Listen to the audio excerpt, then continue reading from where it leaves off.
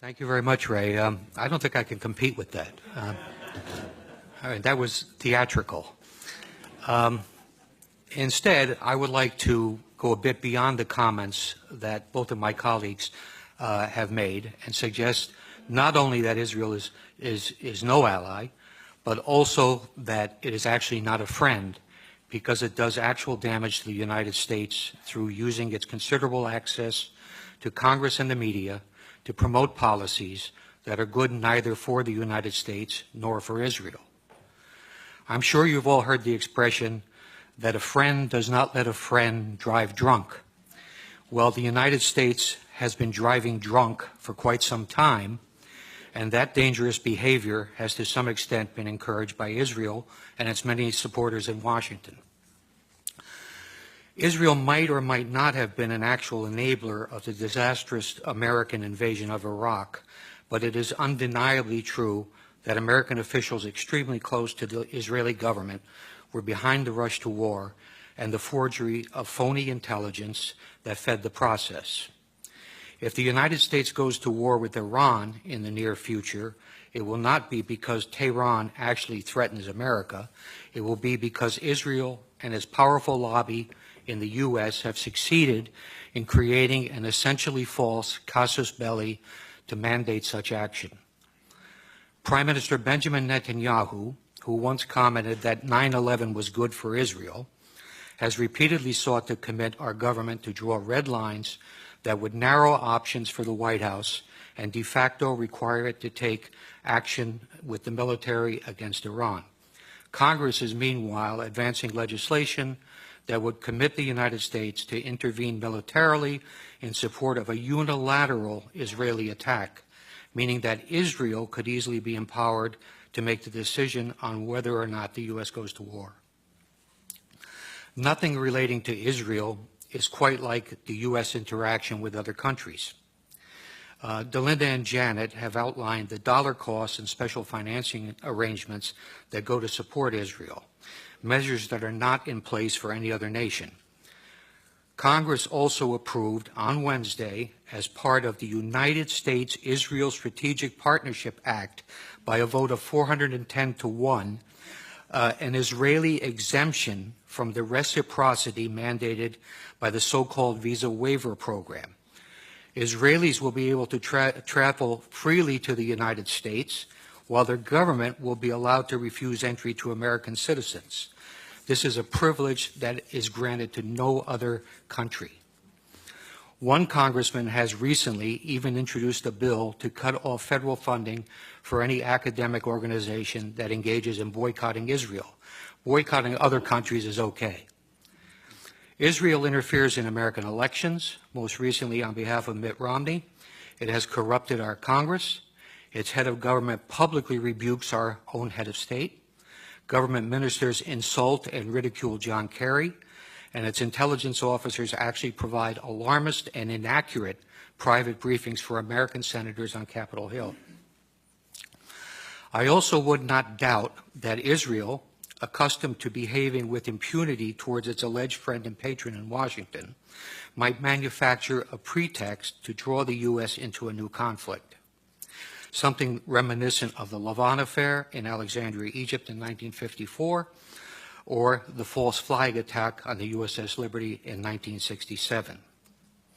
Israel currently strongly supports using force to intervene in Syria, a proposition that is opposed overwhelmingly by the American public. In short, Israel has no reluctance to use its enormous political and media clout in the U.S. to pressure successive administrations to conform to its own foreign and security policy views. One other very good reason why Israel should not receive billions of dollars in military assistance annually is its persistent espionage against the United States. Grant Smith has described how Friends of Israel stole enriched uranium from a Pennsylvania refinery to create a nuclear arsenal. More recently, we have learned how Arnon Milchan, a Hollywood producer born in Israel, arranged for the illegal purchase of 800 nuclear triggers. Milchan picked up an Oscar last Sunday without any interference from the FBI.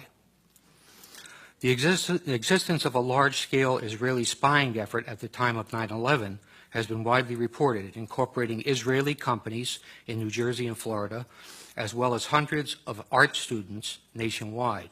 5 Israelis from one of the companies were observed celebrating against the backdrop of the Twin Towers going down. While it is often observed that everyone spies on everyone else, particularly true if one is referring to our own NSA, espionage is a high-risk business that most countries are extremely careful when they are spying on friends because of fear of blowback. Israel, which relies on Washington for billions of dollars in aid and also for political cover in international fora like the UN, does not spy discreetly, largely because it knows that few in Washington will seek to hold it to account.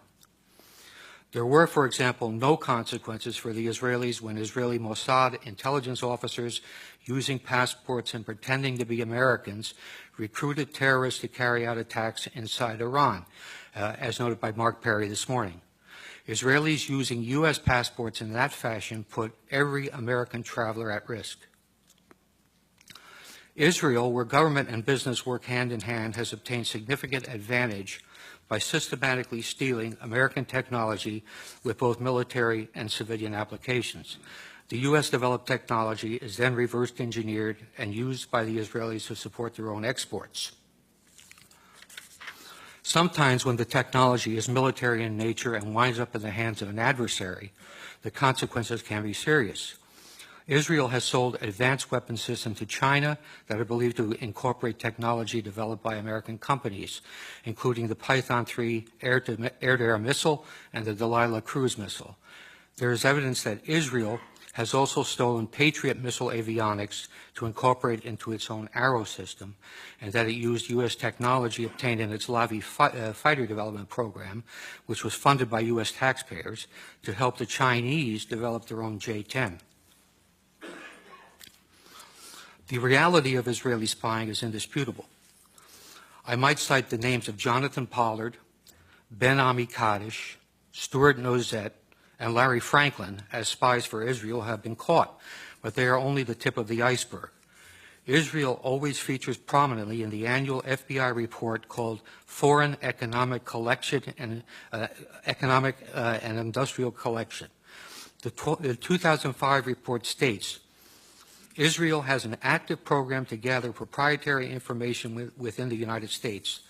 These collection activities are primarily directed at obtaining information on military systems and advanced computing applications that can be used in Israel's sizable armaments industry.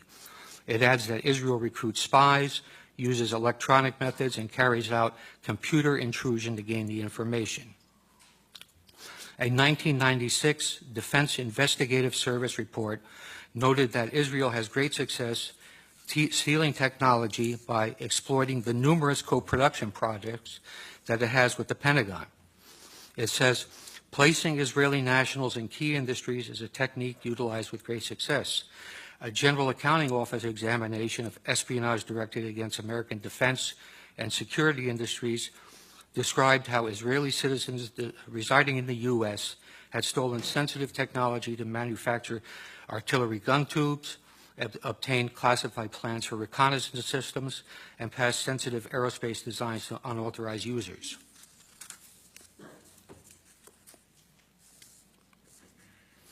The GAO concluded that Israel conducts, and this is a quote, conducts the most aggressive espionage operation against the United States of any U.S. ally. In June 2006, a Pentagon administrative judge overruled an appeal by an Israeli who had been denied a security clearance. If you can imagine that, an Israeli with a security clearance at the Pentagon. But anyway, they overruled him when he appealed it, and said the Israeli government is actively engaged in military and industrial espionage in the United States. An Israeli citizen working in the U.S. who has access to proprietary information is likely to be a target of such espionage. More recently, FBI counterintelligence officer John Cole has reported how many cases of Israeli espionage are dropped under orders from the Justice Department. He provides a conservative estimate of 125 viable investigations into Israeli espionage involving both American citizens and Israelis that were stopped due to political pressure. So the answer to the question, is Israel an ally of the United States, is most definitely no. Is it even a friend? Well, I suppose there are all kinds of friends in the world, but if you judge Israel by its record on how it interacts with the American government and people, I think the answer would also have to be no. Thank you.